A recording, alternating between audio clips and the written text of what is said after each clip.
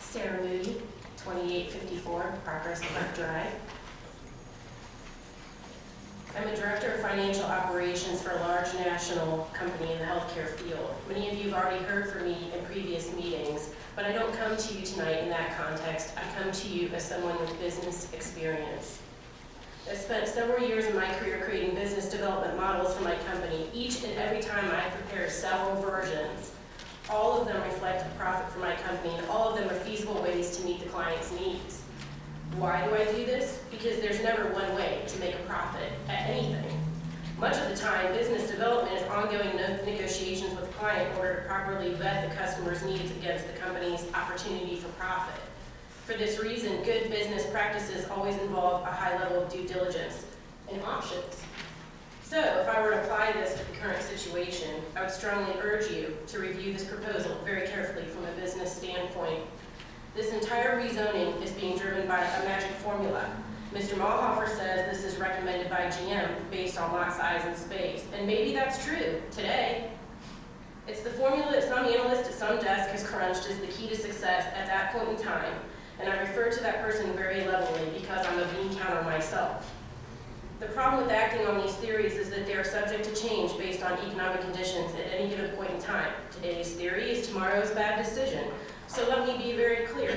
You're being asked to rezone a 100-year-old, thriving, beautiful, well-kept residential space for a parking lot based on a theory. As of today, Mr. Malhofer has yet to provide a solid plan B for this request. He has come to City Council and the residents of Stow with only one viable option. Why? From a business perspective, this is solely because his entire motivation is just that, profit. The prospect of buying cheap residential property is much more appealing than the cost of moving to better suited commercial space for a higher cost. He has presented this one option to you under the guise of it being his only viable option.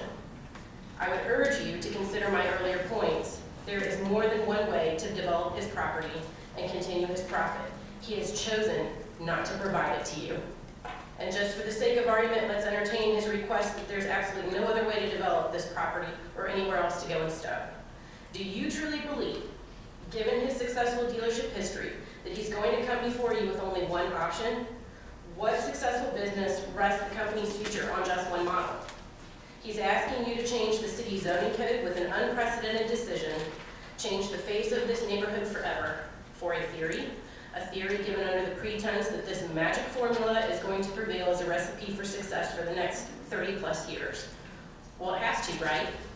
Why else would we even consider demolishing homes for a parking lot? Tonight I leave you with this thought. Any successful business plan must incorporate the profitability needs of the business along with the needs of the customer. Mr. Malhofer has already addressed one set of customers in this proposal, you. He has provided the reasoning behind why this business model will lead to long-term profits and future sustainability to the city of Stow by tax dollars, etc. No one on Thorndale Avenue has disagreed with his right to promote the financial needs of his dealership. However, Mr. Malhofer has neglected to consider the other half of his customer base, the residents. The city of Stow is not just about business, nor is it just about the residents. Therefore, the profitability of one does not come at the expense of the other. It's simply just bad business. Anybody on the right side?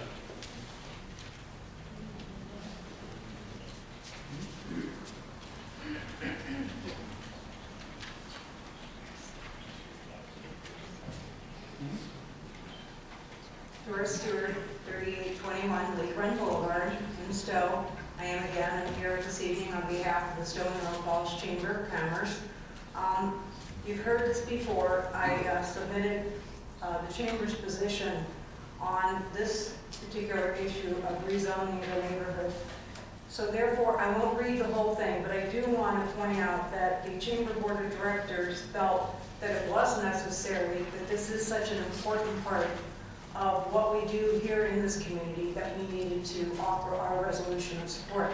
So having done so, I just wanted to point out that there's just a few things that I want to say again. Since this is a zoning request, I'm going to deal just with the zoning.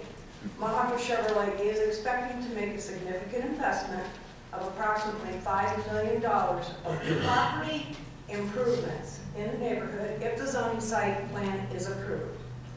It affects an established business that has been operating in the neighborhood as a car dealership for several decades. Ron Mahacker currently owns 3 properties, 1941, 1947, and 1965 Thorndale, and the zoning change will enable this longtime Stow business to expand, improve, and grow his business, where it has thrived for decades. The dealership continues to bring revenue into the city. We've heard this over and over this evening from both sides, through payroll and property taxes. It's a major monetary supporter of community activities and significant projects that improve the quality of life of our residents, and it is a well-established and well-respected business in our community. Thank you.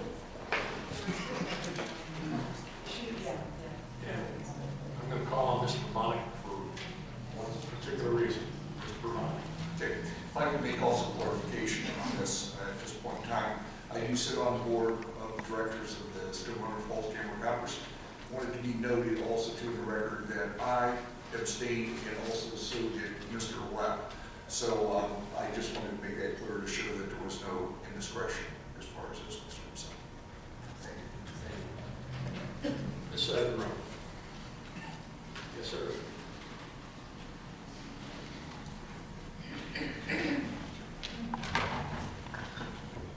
Hi.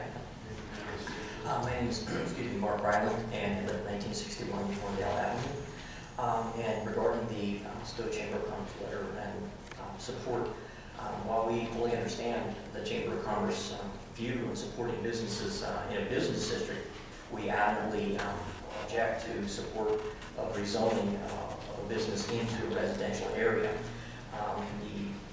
The original zoning request, as you know, is slightly flawed, and a charter change was made which allowed auto dealerships to exist in the C3 code. The previous code would have required far more buffering, far more distance between dealership. The change was made, part of the change was made, we were told if Mr. Marmer's dealership burned out, for instance, he would be unable to rebuild it with the present zoning the way it was. So when the change was allowed to occur, it basically was shifting all of the safety basically to him. And it basically took away our protection. And again, zoning codes are designed for a reason. They're specifically designed for a reason so that things like this don't happen.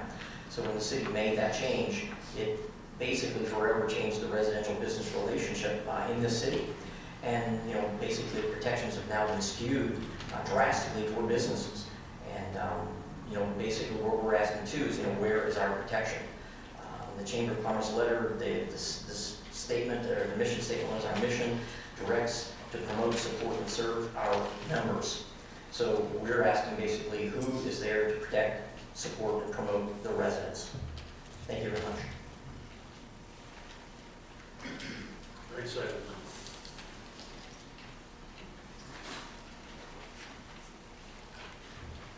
Good evening. I'm David Hart, and I'm president of UB Hart Planning and Development Consultants. My office is 1382 West Main Street, Cleveland. Just by way of professional background, briefly, I have about 45 years of experience. Most of that's in Northeast Ohio, providing services, zoning and planning services to communities as well as property owners. And much of that experience is related to zoning and planning and the relationship between commercial and residential properties. And I've been asked by the Mar authors to evaluate this request and give an opinion to the council tonight. And before I run out of time, I'll say that I support this request because it's in the public interest, and I'll go through that. And I also believe that this can be accomplished, and I think that's the purpose of this illustration tonight on the site. Can be accomplished in a manner that adequately protects adjacent residential property, even though that line between the commercial and residential property changes. And that can be done by landscaping and screening. It can be done by no additional driveways being permitted on Thorndale, the lighting, and some other things that are appropriate to make sure we protect the relationship between commercial and residential property. Obviously, in making your judgment, one of the criteria is good zoning practices. And in evaluating good zoning practices, you rely to a certain degree on the comprehensive plan.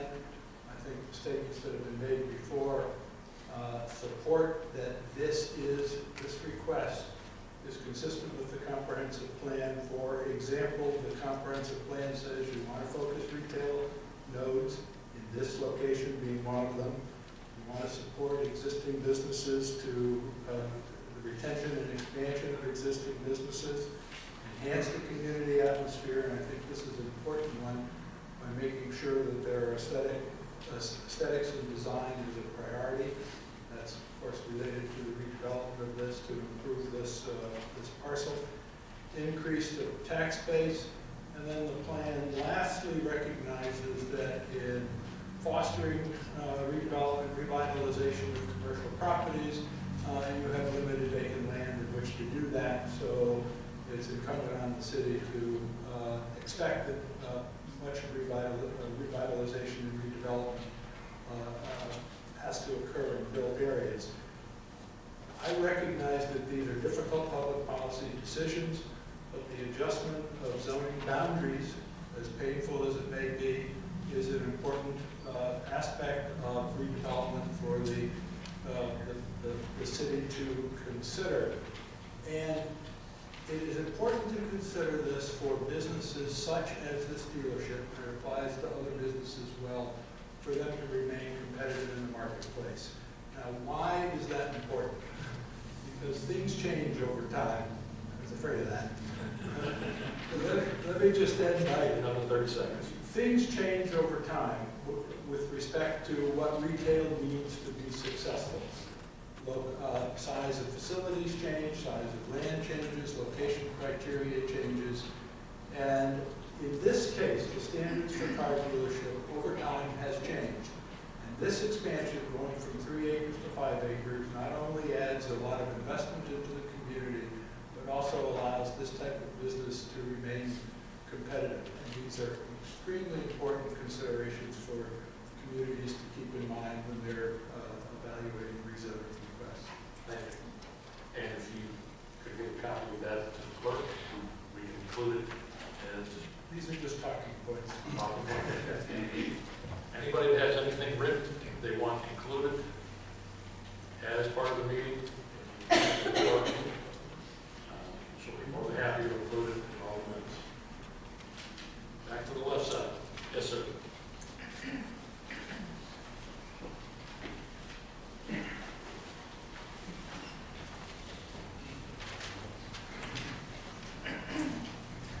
My name is David Barnwell. I live at 1970 Thorndale Avenue. Just wanted to say a couple things. David, you can lift that up. You don't have to back out to it. The gentleman just spoke and said a couple things. I heard him say something about increasing tax base. Mr. Malhofer has said he's not adding any jobs. Yes, it might improve the corner, which we all want, but it's not increasing the tax base. We've had a lot of questions and haven't had a lot of answers through this whole year and a half. There are other alternatives. We just saw one 2 hours. It's been a year and a half. We just saw one slight alternative with the buffering to, this meeting. It's been a year and a half. There are other opportunities. Mr. Marhofer said in the meeting that we had that the property on the corner of Thorndale and Yukon, the first property there, the man is willing to sell. At this point, he doesn't want to go. The time's up, basically, is what he, in other words, said. I mean, there are other opportunities. In the mayor's inaugural speech, she stated, "For me, the most rewarding aspect of being elected in office is the opportunity to serve our residents. In the spirit of the mayor's own words, serving our residents, we still would like answers to the many questions that we have raised in the very beginning. You know, we still cannot believe such a proposal will be approved with so many unanswered questions. And another question I have, and not for you, but a statement. Mr. Marhofer said GM kind of required a bigger building for his demographics.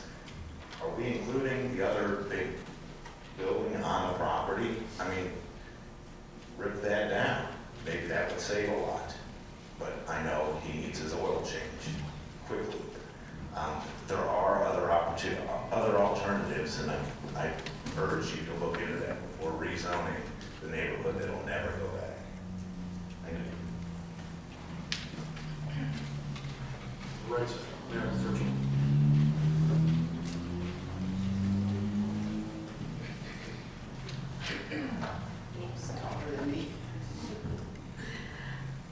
Good evening. I would like to make a few, oh, I'm sorry, Karen. Listening audience, so I forgot.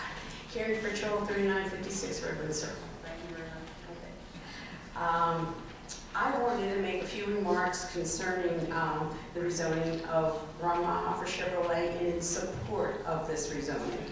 I have had 20 years experience of government, local government in Stow as a council person and as mayor. And therefore, as you can see, I love the community and I want to advocate for what is best for the city of Stow.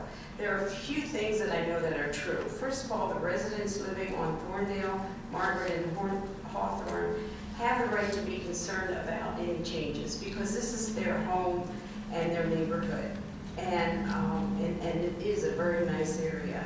Secondly, I know that this is also true that if Ron Marhofer is made aware of any problems in this area that are upsetting the neighborhood, he will do his best to take care of it so it's no longer an issue. And I have had personal experience with that, but I can't go into it tonight because I have time limit.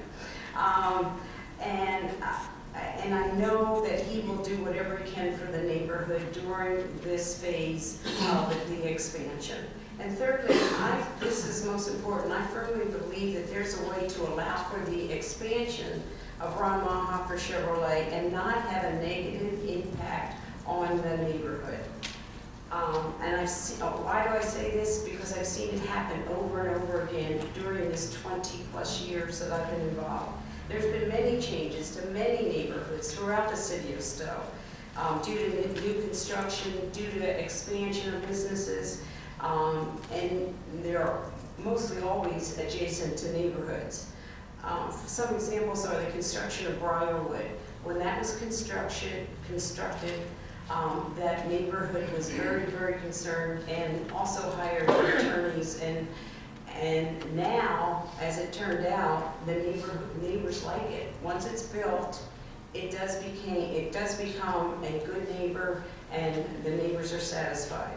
The construction of the Stow Library expansion, which did actually, it went into residential areas because some houses were taken down for that expansion. The construction of Marks Plaza after the Workman building was torn down. The construction of businesses along Graham Road west of Silver Lake Country Club. Constructions of businesses and older houses along Route 91 between Graham and Kent Roads. There's many, many examples. And the reaction of these neighborhoods is always the same in the beginning. But what is important is that once developed and built, the neighborhood is still intact, the property values do not go down, and it is what is best for the city as a whole. And part of the reason why there is not such a negative impact is because of our planning department under Rob Kurtz and the planning commission and council, who spend a lot of time, and the mayor, on these projects. And they see that the owner-developer is not negatively affecting the area. And mounding is a good way to do that. It's all over the city of Stow, mounding with trees, and it does really make a big, huge difference. The owners, what? Number 37. Okay. I think the improvements that Mr. Marhofer is proposing is a much more attractive will make the area more attractive with better landscaping, more open space, and so on. What concerns me and is if it's not approved, and maybe, I know Mr. Marhofer does not want to leave Stow, but what if he does? You have to look at it realistically. It's a possibility. And look at Stow Kent Shopping Center, which I'm very familiar with. And it's very hard, once you get an area that is somewhat deteriorated, to build it up. So that is something that we really, really have to consider. So I would hope that you would look at this expansion. It's not something that's negative, but rather a change that can result in a positive change for the neighbors and also the city as a whole. Thank you.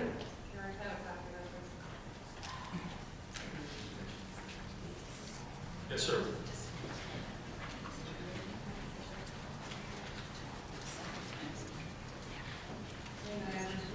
Joe Willow, 1962 Barnett. As it pertains to the flood issues, there's a high probability of large retention basin will be necessary to accommodate the water runoff, which is going to happen with the removal of the grass and trees from the three properties. How will this impact the present plan in terms of taking up potential parking spaces? This means less parking will be available for its expansion.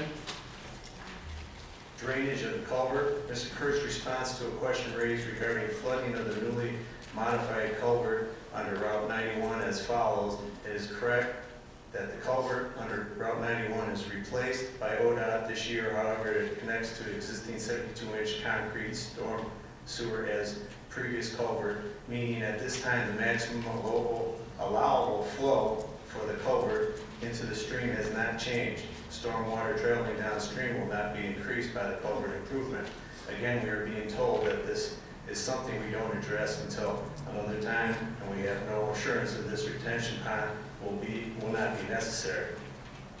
If one is necessary, would negate the stated purpose of the expansion. Additionally, this expansion will eliminate much green space and replace the asphalt and concrete, and the amount of runoff water will increase exponentially. If the culvert will not take more water, as Mr. Kurt says, there will be a continued and increased flooding in the location. It has occurred in the past in the corner of Yukon Route 59. Thank you. Go inside. Anybody else on the right-hand side? Good evening. My name is John Bruce. I live at 2627 Part2. And I'm here, I guess, as a business owner in the community as well as a community member to try to elicit a little bit of impact, reality beyond just the neighborhood here. In 1993, our family moved back to Ohio. We bought our first home in Stow. Like many others, made at the time many trips to Stanwalls. Despite my best spending efforts, Stanwalls soon went out of business and closed down. Their former store, along with most of the Stow Kent Plaza, has been boarded up and has been a blight on our community ever since. That is a very important thing to keep in mind. I think everyone, I'm going to cut through all my long-winded remarks here, and I think everyone needs to keep in mind the fact that, number one, Mr. Marhofer and his family have been in this community for a very long time. The business has been located in this community for a very long time. They have consistently supported this community. And yes, in all fairness, they did support my efforts with Best for Stow. An effort, by the way, which also brought about a lot of negative impact from the community in terms of comments, negative letters to the editor, and quite frankly, a lot of comments that were very difficult to sit there and take.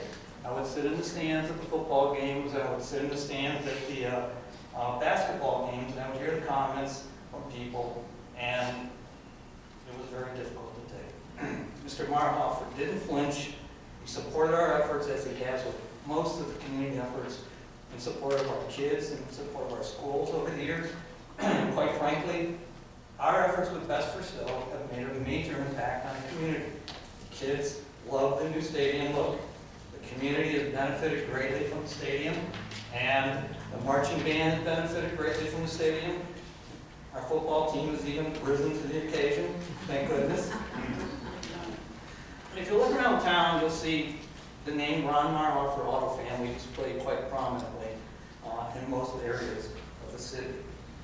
Mr. Marhoff and his family did not just move into Stow 2 years ago. They've been here forever, and we would like to see them stay here forever. I've heard comments about, well, he should just move his dealership. And I want to close up by making, and I have to apologize to Mr. Marhoff for saying this because I'm sure this is not in his best desires, but we should be aware of the fact that he does currently own a very well equipped, a very modern facility off of Route 8 in Cuyahoga Falls. See, when the auto industry came into trouble with their legacy costs overrunning, Ford Motor Company made the great decision to discontinue their Mercury dealership, their Mercury line. Mr. Marhofer had a Lincoln Mercury dealership in Cuyahoga Falls. So I would like to implore everyone to continue to work together because the outcome of this ultimate event may not be in the best interest of our community. Mr. Marhofer could, in fact, in one day, close his dealership, move it to the Falls, reopen Ron Marhofer Auto Family Chevrolet in Cuyahoga Falls. We could be driving by that facility every day, southbound along Route 8, staring at it and wondering what happened. Thank you, sir. So please keep that in mind as we vote. Thank you. Left-hand side. Yes, sir.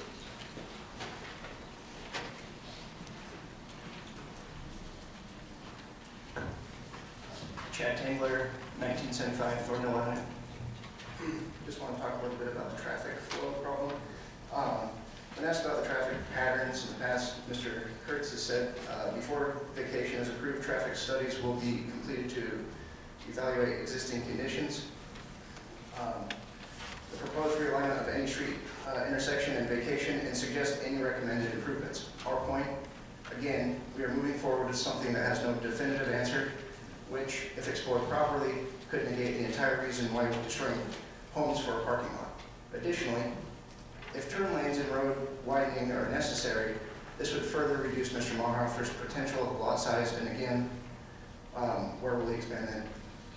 In addition to these questions and issues which have remained unanswered or answered ambiguously, we have further concerns and questions which deal with moving forward on the project with so many unknown variables. In other words, putting the cart before the horse. Regarding the traffic flow, if widening and additional lanes are necessary, does the city understand the cost implications of this and what has been done to determine this prior to the vote?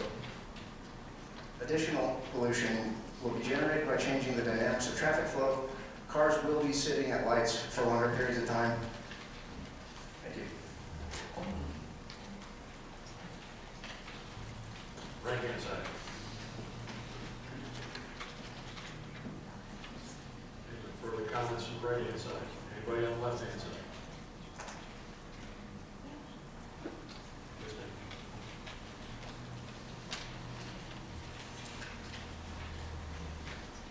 ma'am. Carol Tichenko, 1970 Thornhill Avenue, Stow. I think there's some misconceptions. I keep hearing the word expansion, and this is not an expansion. The square foot of the size of the new building is almost exactly the same as the existing building. Actually, the parking spaces are going to be less than what is currently there.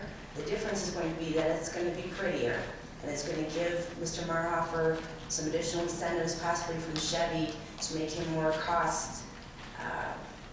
If you're shopping in Talmadge's Chevy dealer, and they might let Marhofer sell it a little less to win that bidding war.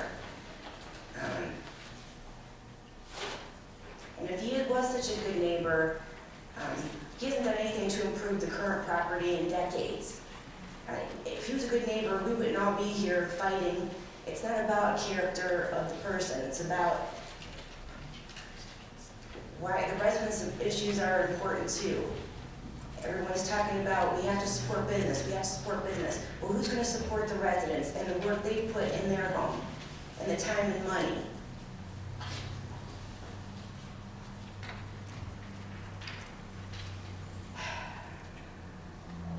The mayor's inaugural speech also said there's plenty of shovel-ready vacant land available. Someone just said, there's not a whole lot of land available. Well,